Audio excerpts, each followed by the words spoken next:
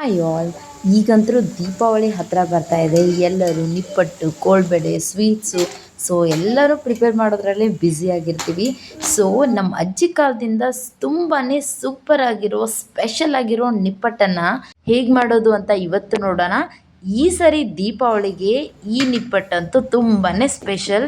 ಬಾಯಲ್ಲಿಟ್ರಂತೂ ಇಷ್ಟು ಟೇಸ್ಟಿಯಾಗಿರುತ್ತೆ. ನೀವು ಈ ದೀಪಾವಳಿಗೆ ಈ ಥರ ನಿಪ್ಪಟ್ಟನ್ನು ಡೆಫಿನೆಟಾಗಿ ಮನೆಯಲ್ಲಿ ಟ್ರೈ ಮಾಡಿ. ಸೊ ತಡ ಮಾಡದೆ ಹೇಗೆ ಮಾಡೋದು ಅಂತ ನೋಡೋಣ ಬನ್ನಿ. ನಾನು ಇದು ಸೇಮ್ ಗ್ಲಾಸ್ ಮೆಜರ್ಮೆಂಟಿಂದ 2 ಗ್ಲಾಸಷ್ಟು ಅಕ್ಕಿ ಹಿಟ್ಟು ತೊಗೊಂಡಿದ್ದೀನಿ.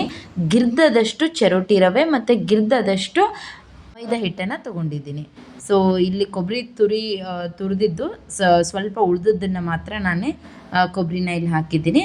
ಮತ್ತು ಗುಂಟೂರು ಮೆಣಸಿನ್ಕಾಯಿನ ಹಾಕಿದ್ದೀನಿ. ಒಂದು 7-8 ಮೆಣಸಿನ್ಕಾಯಿ ತೊಗೋಬೇಕು. ಮತ್ತು ಸ್ವಲ್ಪ ಪುಟಾಣಿ, ಒಂದು 2-3 ಸ್ಪೂನಷ್ಟು ಪುಟಾಣಿನ ತೊಗೊಳ್ಳಿ. ಇದನ್ನು ಸಣ್ಣಾಗಿ ಈ ಥರ ಪುಡಿ ಮಾಡ್ಕೋಬೇಕು. ಸೊ ಅದನ್ನು ಸಹ ಹಿಟ್ಟಲ್ಲಿ ಮಿಕ್ಸ್ ಮಾಡೋಣ.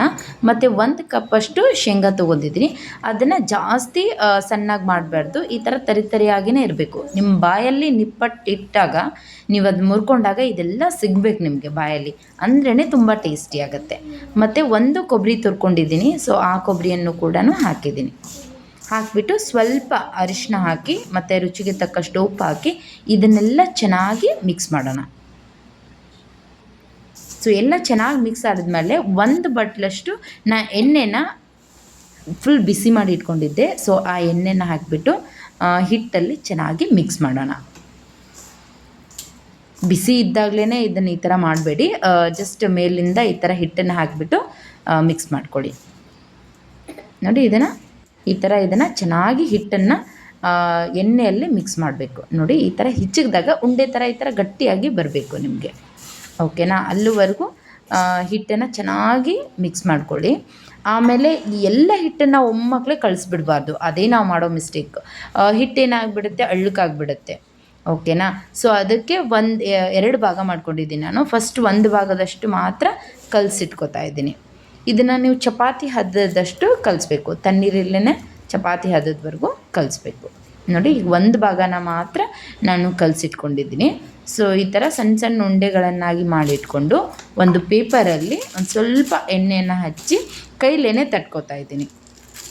ಸೊ ನೀವು ಬೇಕಂದ್ರೂ ಲಟ್ಟಿಸ್ಕೊಬಹುದು, ಬಟ್ ಕೈಲೇ ಮಾಡಿದ್ರೇ ತುಂಬ ಟೇಸ್ಟಿ ಆಗೋದು. ಸೊ ನಮ್ಮ ಅಜ್ಜಿ ಕಾಲದಂತ ಹೇಳಿದ್ನಲ್ಲ, ಸೊ ಕೈಲೇ ತಟ್ಟಿದ್ರೇ ಅದರ ಟೇಸ್ಟ್ ಬೇರೆ.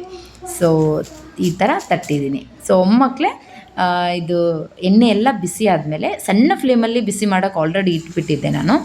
ಸೊ ಒಂದು 5 ನಿಮಿಷ ಇಟ್ಟಿದ್ದೆ. ಸೊ ಇದೆಲ್ಲ ಬಿಸಿ ಆದಮೇಲೆ ನಿಪ್ಪಟ್ಟನ್ನು ಹಾಕೋತಾ ಇದ್ದೀವಿ. ಒಂದು ಸೈಡು ಒಂದು ಸ್ವಲ್ಪ ಕೆಂಪಾದಮೇಲೆ ಇದನ್ನು ಟರ್ನ್ ಮಾಡಿಕೊಂಡು ಇನ್ನೊಂದು ಸೈಡು ಕೂಡ ಇದೇ ಥರ ಬೇಯಿಸ್ಕೊಳ್ಳೋಣ. ನೋಡಿ ಸ್ವಲ್ಪ ಈ ಥರ ಕೆಂಪು ಬಣ್ಣ ಬಂದ್ರೇ ಅದು ಒಳಗಡೆನೂ ಕೂಡ ಚೆನ್ನಾಗಿ ಬೆಂದಿರುತ್ತೆ. ನೋಡಿ ಈ ಥರ ಮಾಡಿಬಿಟ್ಟು ಈಗ ಇದನ್ನು ತಗೊಳ್ಳೋಣ. ನೋಡಿ ಸೌಂಡ್ ಕೂಡ ಹೇಗೆ ಬರ್ತಾ ಇದೆ ಅಂತ, ಅಷ್ಟು ಬಾಯಲ್ಲಿಟ್ಟರೆ ಕುರುಮ್ ಅಂತ ತುಂಬಾ ಟೇಸ್ಟಿ ಆಯಿತು. ಮಕ್ಕಳಿಗಂತೂ ಇದು ತುಂಬಾ ಇಷ್ಟ, ಹಂಗೆ ಆಟ ಆಡ್ಕೊತ ಕೈಲೇ ತಿನ್ಕೊಂಡು ಅಡ್ಡಾಡ್ಬಿಡ್ತಾರೆ. So it's time for me to taste. ನೋಡಿ ಎಷ್ಟು ಕ್ರಿಸ್ಪಿಯಾಗಿ ಬಂದಿತ್ತಂತ. ಆಹಾ, ನನಗಂತೂ ತುಂಬಾ ಇಷ್ಟ ಆಯಿತು. ಡೆಫಿನೆಟಾಗಿ ನೀವು ಈ ದೀಪಾವಳಿಗೆ ಇದನ್ನು ಸ್ಪೆಷಲ್ಲಾಗಿ ಮಾಡಿ ನಿಮ್ಮ ಫ್ಯಾಮ್ಲಿದಲ್ಲಿ ಎಲ್ಲರಿಗೂ ಕೂಡ ತುಂಬಾ ಇಷ್ಟ ಆಗುತ್ತೆ. ಸೊ ಮತ್ತು ಹೇಗೆ ಬಂತು ಅಂತ ನಂಗೆ ಕಮೆಂಟ್ ಮಾಡೋಕ್ಕೂ ಕೂಡ ಮರಿಬೇಡಿ. If you like this recipe then like, share and subscribe. Thank you.